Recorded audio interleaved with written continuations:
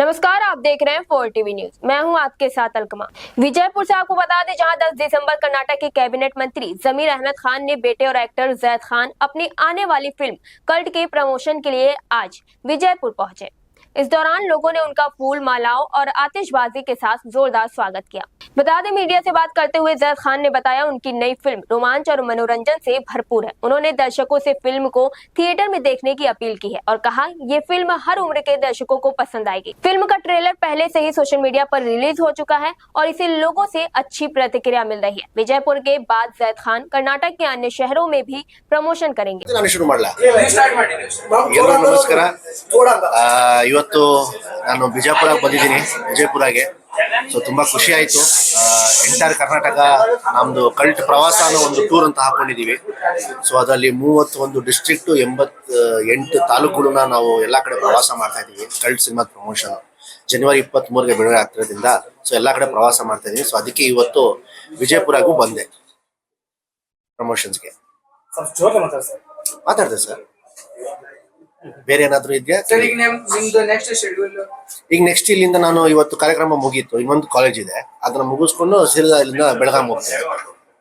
ಈಗ next route Belgaum, Dharwad, Hubli, Haveri ಮತ್ತೆ ನಮ್ಮ ದಾವಣಗೆರೆ. ಈಗ ಸದ್ಯಕ್ಕಂತೂ ನಾವು ಇನ್ನೂ ಹೇಳಕ್ಕಾಗಲ್ಲ, ಮನೆಗೆ ತುಂಬಾ ಅರ್ಲಿ ಆಗೋಗುತ್ತೆ. ಯಾಕಂದ್ರೆ ಇನ್ನೂ 40-45 ದಿನ ಇದೆ ಸಿನಿಮಾ ರಿಲೀಸ್ಗೆ. ಸೊ ಹತ್ರ ಇರುವಾಗ ನಮಗೂ ಗೊತ್ತಾಗತ್ತೆ. ನಿರ್ದೇಶಕರು ಬಂದ್ಬಿಟ್ರು ನಮ್ಮ ಲೋಕಿ ಸಿನಿಮಾಸ್ ಅಂತ ಹೇಳಿ, ನಮ್ಮ ಕರ್ನಾಟಕದವರು. ಸೊ ಅವರು ಈ ಸಿನಿಮಾನ ನಿರ್ಮಾಪಕರು. ಮತ್ತೆ ನಮ್ಮ ನಿರ್ದೇಶಕರು ಬಂದ್ಬಿಟ್ಟು ನಮ್ಮ ಅನಿಲ್ ಕುಮಾರ್ ಅಂತ ಹೇಳಿ, ಓದ್ ಸಿನಿಮಾ ಅವ್ರದ್ದು ಉಪಾಧ್ಯಕ್ಷ ಅಂತ ತಾವೆಲ್ಲ ನೋಡಿರ್ತೀರ. ಸೊ ಆ ಸಿನಿಮಾ ಡೈರೆಕ್ಟರ್. ಎಷ್ಟು ಅದೇ 31 ಜಿಲ್ಲೆಗಳು ಇದೆ ಸರ್. ಎಂಟೈರ್ ಕರ್ನಾಟಕ ಅಂತಾನೆ ಅಂತ ಹೇಳ್ಬೋದು. ತುಂಬಾ ಚೆನ್ನಾಗಿದೆ ಸರ್, ನೀವೇ ನೋಡ್ತಿದ್ರಲ್ಲ. ಇವಾಗ ಇಲ್ಲೂ ಕಾಲೇಜ್ ಬಂದಿದೆ. ಸೊ ಮಕ್ಕಳಾಗ್ಬೋದು, ಸ್ಟೂಡೆಂಟ್ಸ್ ಆಗ್ಬೋದು. ಏನಕ್ಕಂದ್ರೆ ನಮ್ ಸಿನಿಮಾದು 2-3 ಹಾಡು ತುಂಬಾ ಹಿಟ್ ಆಗಿದೆ. ಸೊ ಅವ್ರು ತುಂಬಾ ಹಂಚೋಗಿದೆ. ಸೊ ಹಂಗಾಗಿ ಸಿನಿಮಾದ ಒಂದು ಟಾಕ್ ಆಗ್ಬಹುದು, ಒಂದು ಕ್ರೇಜ್ ಆಗ್ಬೋದು, ಚೆನ್ನಾಗಿದೆ. ತುಂಬಾ ಖುಷಿ ಆಗ್ತಿದೆ ನನಗೆ. ಪಿಕ್ಚರ್ ಬಗ್ಗೆ ಏನ್ ಹೇಳಿ ಸರ್ ನಾನು? ಇಲ್ಲ ಸರ್, ಒಂದೇ ಲ್ಯಾಂಗ್ವೇಜ್, ಕನ್ನಡ ಭಾಷೆಯಲ್ಲಿ ರಿಲೀಸ್ ಮಾಡ್ತಾ ಇದೀವಿ ಸರ್.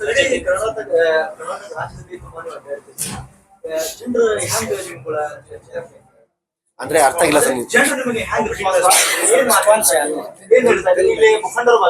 ಹೌದು, ಅದೇ ಸರ್ ಹೇಳ್ದಲ್ಲ, ತುಂಬಾ ಚೆನ್ನಾಗಿ ಬರ್ತಾ ಇದೆ. ಎಲ್ಲೋ ಹೋದ್ರು ಕೂಡ ಜನ ರಿಯಾಕ್ಟ್ ಮಾಡ್ತಿದ್ದಾರೆ. ಏನಕ್ಕಂದ್ರೆ ನಾನು ಓದ್ ಸಿನಿಮಾನು ಚೆನ್ನಾಗಿ ವರ್ಕ್ ಆಗಿತ್ತು ಈ ಬೆಲ್ಟ್ ಅಲ್ಲಿ ಎಲ್ಲ. ಒಂದು ಎರಡನೇದು, ಅದು ಸಿನಿಮಾಕ್ಕಿಂತ ಹೆಚ್ಚಾಗಿ ನನ್ನ ಹಾಡು, ಬೆಳಕಿನ ಕವಿತೆ ಹಾಡು ಎಲ್ರಿಗೂ ಮುಟ್ಟಿದೆ. ಸೊ ಹಂಗಾಗಿ ನಾನೇನು ಹೊಸೊಬ್ಬ ಅಲ್ಲ ಇಲ್ಲಿ. ಸೊ ಎಲ್ರಿಗೂ ಮುಖ ಪರಿಚಯ. ಆಮೇಲೆ ಈ ಸಿನಿಮಾದು ಎಲ್ಲಾ ಹಾಡುಗಳು ಆಲ್ಮೋಸ್ಟ್ ಹಿಟ್ ಆಗಿದೆ. ಅಯ್ಯೋ ಶಿವನ ಅಂತೂ ಬ್ಲಾಕ್ ಬಸ್ಟರ್ ಹಿಟ್ ಆಗೋಯ್ತು. ಸೊ ಹಂಗಾಗಿ ಎಲ್ರಿಗೂ ಗೊತ್ತು. ಹಾಗೆ ಕಲ್ಟ್ ಸಿನಿಮಾ ಪ್ರವಾಸ ಅಂತ ನಾವು ಎಲ್ಲ ಕಡೆ ಸೋಷಿಯಲ್ ಮೀಡಿಯಾದಲ್ಲಿ ತುಂಬಾ ಚೆನ್ನಾಗಿ ಕ್ಯಾಂಪೇನ್ ಎಲ್ಲ ಮಾಡ್ತಾ ಇದೀವಿ. ಸೊ ಎಲ್ರಿಗೂ ಗೊತ್ತಿರುತ್ತೆ ನಾನು ಬರ್ತಾ ಇರೋದು. ಆಮೇಲೆ ನಂದು ಯಾವುದೇ ರೂಟ್ ಇದೆಯಲ್ಲ, ಅದೆಲ್ಲ ಕಡೆ ನಾನು ಬರೋ ಮುಂಚೆ ಸೋಷಿಯಲ್ ಮೀಡಿಯಾಲೆಲ್ಲ ಚೆನ್ನಾಗಿ ಕ್ಯಾಂಪೇನ್ ಮಾಡಿ ಜನ ತಿಳಿಸಿ ನಾನು ಬರ್ತಾ ಇರೋದ್ರಿಂದ ಸೊ ರೆಸ್ಪಾನ್ಸ್ ಚೆನ್ನಾಗಿದೆ ಸರ್.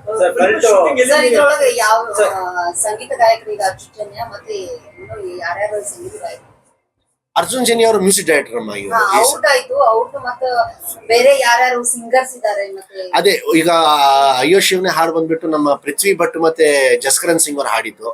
ಮತ್ತೆ ನಮ್ಮ ಬ್ಲಡಿ ಲವ್ ಅಂತ ಒಂದು ಡ್ಯಾನ್ಸ್ ನಂಬರ್ ಸಾಂಗ್ ಇತ್ತು, ಕಮರ್ಷಿಯಲ್ ಸಾಂಗ್ ಇತ್ತು, ನಮ್ಮ ಚಂದನ್ ಶೆಟ್ಟಿ ಅವರ ಹಾಡಿದ್ರು. ಸೊ ಹಲವಾರು ಸುಮಾರು ಸಿಂಗರ್ಸ್ ಎಲ್ಲ ಹಾಡಿದ್ದಾರೆ. ಈಗ ನೆಕ್ಸ್ಟ್ ಇದೇ ತಿಂಗಳ ಒಳಗಡೆ ಇನ್ನೊಂದು ಹೊಸ ಇದು ಕೊಡ್ತೀನಿ ನೋಡಿ ನಿಮಗೆ. ನಂದು ಮತ್ತೆ ರಚಿತಾ ರಾಮ್ ಅವ್ರದ್ದು ಒಂದು ಡ್ಯೂಯೆಟ್ ಸಾಂಗ್ ಇದೆ. ಅದು ಇದೇ ತಿಂಗಳ ಒಳಗಡೆ ನಾನು ರಿಲೀಸ್ ಮಾಡ್ತೀನಿ.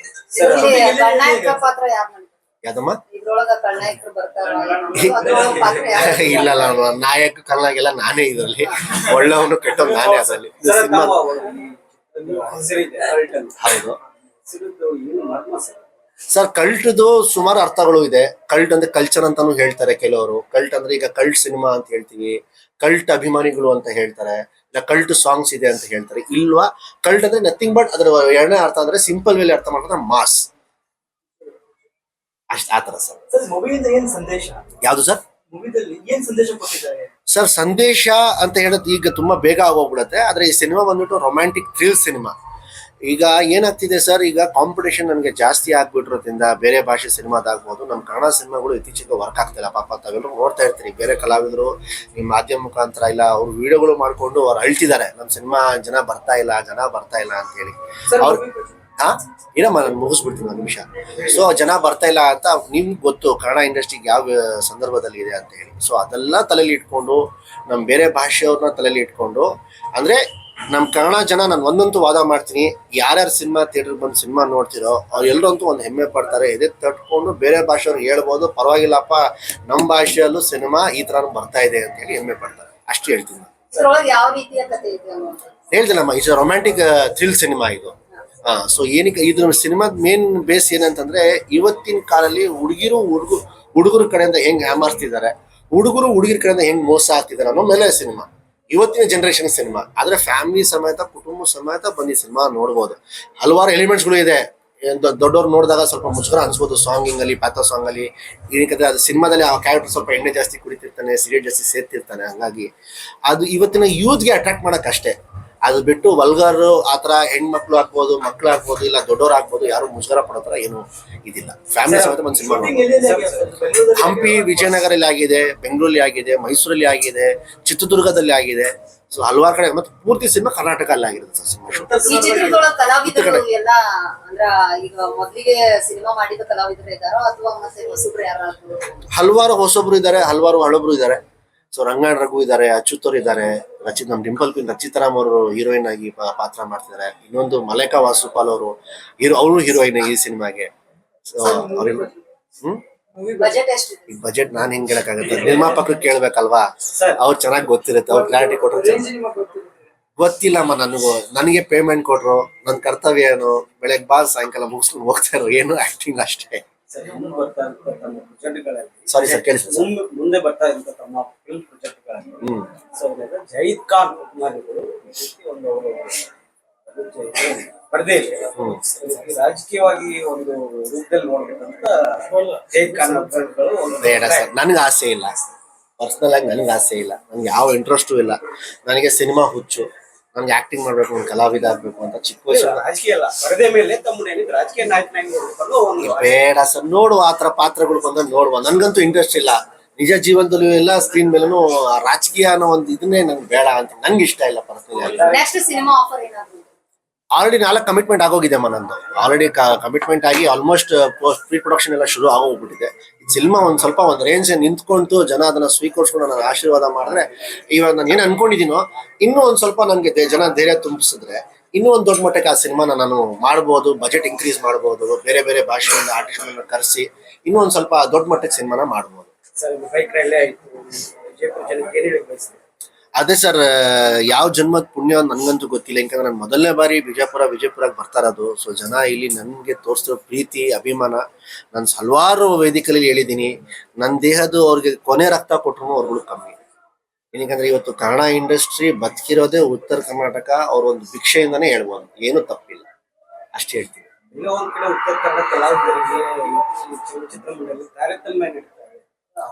ಅವ್ರದ್ದು ಒಂದು ನಾನು ಚಲನಚಿತ್ರ ಏನು ಕಲಾವಿದರಿದ್ದಾರೆ, ಹೌದು, ಒಂದ್ ಕಡೆ ತಾರತಮ್ಯ ಮಾಡ್ತಾರೆ. ಅದೇ ನಾನು ಹಲವಾರು ಈಗ ನಾನು ಪ್ರಚಾರಕ್ಕೆ ಬರ್ತಾರಿಂದ ಉತ್ತರ ಕರ್ನಾಟಕ ಜಾಸ್ತಿ ಓಡಾಡ್ತಾ ಇರೋದ್ರಿಂದ, ಜನನ ಭೇಟಿ ಆಗ್ತಾ ಇರೋದ್ರಿಂದ ನನಗೂ ವಿಷಯ ಕಿವಿಗೆ ಬಿತ್ತು. ಉತ್ತರ ಕರ್ನಾಟಕ ಅವ್ರಿಗೆ ಅವಕಾಶಗಳು ಕೊಡ್ತಿಲ್ಲ, ಪಾಪ ಅವರು ತುಂಬಾ ಕಷ್ಟ ಪಡ್ತಾವ್ರ ಅಂತ. ಇಲ್ಲಿವರೆಗೂ ನನ್ ಮಾಹಿತಿ ಬಂದಿರಲಿಲ್ಲ. ಈ ಬಾರಿ ಫಸ್ಟ್ ಟೈಮ್ ತುಂಬಾ ಜನ ಅಂತ ಕೇಳ್ಕೊಂಡಿದ್ದೀನಿ ನಾನು. ಸೊ ಅದಕ್ಕೆ ನಾನು ಒಂದೇ ವಾದನೆ ಮಾಡ್ತೀನಿ, ನಾನು ನೆಕ್ಸ್ಟ್ ಯಾವ್ದೇ ಸಿನಿಮಾ ಇದ್ರು ಅಟ್ಲೀಸ್ಟ್ ಇಬ್ರಿಗಾದ್ರೂ ಉತ್ತರ ಕರ್ನಾಟಕ ಅವ್ರಿಗೆ ಹಾಕೊಡ್ತೀನಿ. ನನ್ನ ಕೈಲಿ ಎಷ್ಟಾಗುತ್ತೆ ಅಷ್ಟು ಮಾಡಿ. ಇಲ್ಲ ಸರ್, ಈ ಸಿನಿಮಾದಲ್ಲಿ ಯಾವ್ದಿಲ್ಲ.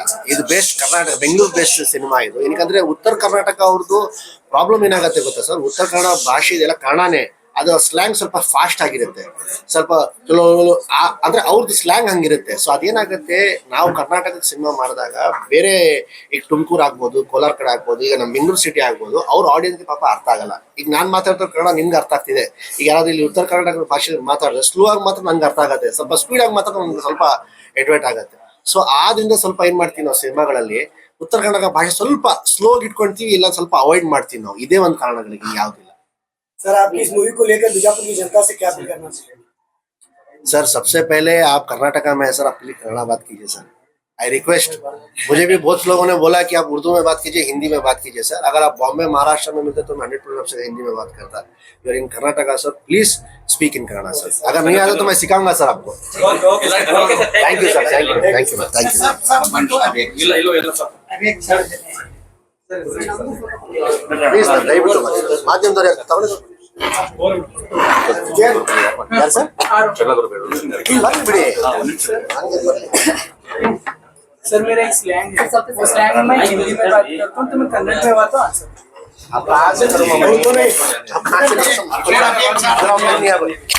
इंस्टाग्राम रील के लिए रील के लिए नहीं है उनके लिए हम नित्कोतूरी सर और मामू एक वीडियो बना तुम बोलो तो इंस्टाग्राम के बारे में ಸ್ವಲ್ಪ ಲೈಟ್ ಆಗಿ